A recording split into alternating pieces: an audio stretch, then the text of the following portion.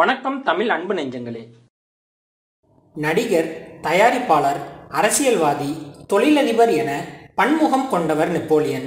தற்போது அமெரிக்காவின் டென்னசி மாகாணத்தில் 1000க்கும் மேற்பட்டோர் பணிபுரிந்து வரும் ஐடி கம்பெனியை சொந்தமாக நடத்தி வருகிறார்.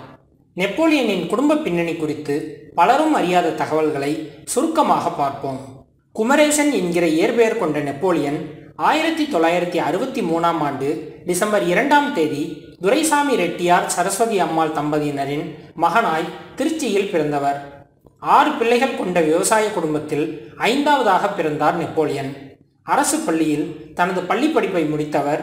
திருச்சியில் புகழ்பெற்ற சென்ட் ஜோசப் கல்லூரியில் பட்டம் பெற்றவர். திமுகவின் முன்னணி தலைவரும் அமைச்சருமான KN நேருவின் அக்கா மகன்தான் நெப்போலியன். படிப்பிற்கு பின் தனது மாமா KN நேருவுடன் இணைந்து அரசியலில் ஈடுபட்டு வந்தார்.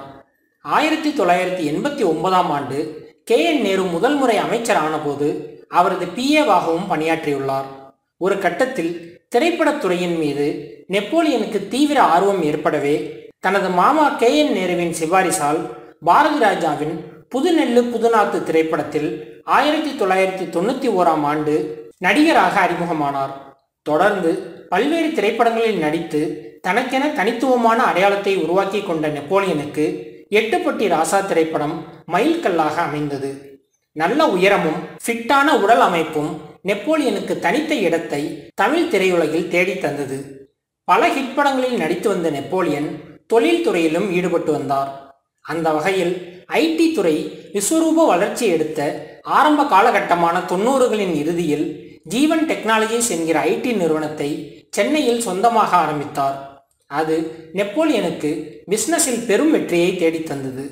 சிறு வயதிலேயே அரசியலில் ஈடுபட்டவரான நெப்போலியன் திரைப்படங்களில் நடித்து பிரபலமடைந்த நிலையில் தீவிர அரசியலில் ஈடுபட துவங்கினார். தனது மாமா மூலம் தான் ஏற்கனவே பணியாற்றிய திமுகவில் பல்வேறு பொறுப்புகளை வகிக்க ஆரம்பித்தார். நெப்போலியனின் கட்சி பணிகளை அங்கீகரிக்கும் வகையில் 2001ஆம் ஆண்டு நடந்த சட்டமன்ற தேர்தலில் வில்லிவாக்கம் தொகுதியில் போட்டியிட முதல் முறையாக சீட் கொடுத்தார் மறைந்த திமுக தலைவர் கருணாநிதி. அந்த தேர்தலில் பெருவாரியான வாக்குகள் பெற்று வெற்றி அடைந்து முதல் முறை MLA ஆனார் நெப்போலியன். அடுத்து நடந்த 2006 சட்டமன்ற தேர்தலில் மயிலாப்பூர் தொகுதியில் போட்டியிட நெப்போலியனுக்கு திமுக தலைமையால் சீட் வழங்கப்பட்டது. அந்த தேர்தலில் தன்னை எதிர்த்து போட்டியிட்ட அதிமுக வேட்பாளர் SV சேகரிடம் தோல்வியடைந்தார். 2009ஆம் ஆண்டு நடைபெற்ற நாடாளுமன்ற தேர்தலில் பெரம்பலூர் தொகுதியில் போட்டியிட KN நேருவின் தம்பி ராமஜெயம் விரும்பினார்.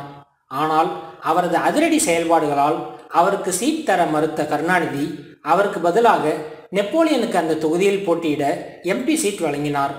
அந்த தேர்தலில் வென்று முதல் முறை நாடாளுமன்றம் சென்ற நெப்போலியனை மத்திய அமைச்சரும் ஆக்கினார் கருணாநிதி. அதைத் தொடர்ந்து KN நேருவுக்கும் நெப்போலியனுக்கும் கருத்து வேறுபாடுகள் ஏற்பட ஆரம்பித்தது. தனது தம்பிக்கு மறுக்கப்பட்ட சீட் நெப்போலியனுக்கு வழங்கப்பட்டது அவரது முதல் நெருடல் என்றால், நெப்போலியன் மத்திய அமைச்சர் ஆனதும் தன்னை தாண்டி வளர்ந்து விடுவார் என்கிற பதற்றமும் KN நேருவிற்கு ஏற்படவே நெப்போலியனுடன் பகைமை பாராட்ட ஆரம்பித்தார். ஒரு கட்டத்தில் நெப்போலியன் தனது பெரம்பலூர் தொகுதிக்குள் செல்லவே முடியாதபடி ஏராளமாக குடைச்சல் கொடுத்தார் KN நேரு. இதனால் அப்போது மத்திய அமைச்சராக இருந்த MK அழகிரியின் ஆதரவாளராக மாறிய நெப்போலியன் தொடர்ந்து அழகிரியின் விசுவாசியாக KN நேருவிற்கு எதிராக செயல்பட ஆரம்பித்தார். ஒரு கட்டத்தில் MK அழகிரி கருணாநிதியால் திமுகவை விட்டே வெளியேற்றப்பட நெப்போலியனும் திமுகவில் இருந்து விலகினார். பின்பு 2014ஆம் ஆண்டு அன்றைய பாஜக தேசிய தலைவர் அமித்ஷா முன்னிலையில் பாஜகவில் இணைந்த நெப்போலியனுக்கு தமிழக பாஜகவின் துணைத் தலைவர் பதவியும் அளிக்கப்பட்டது.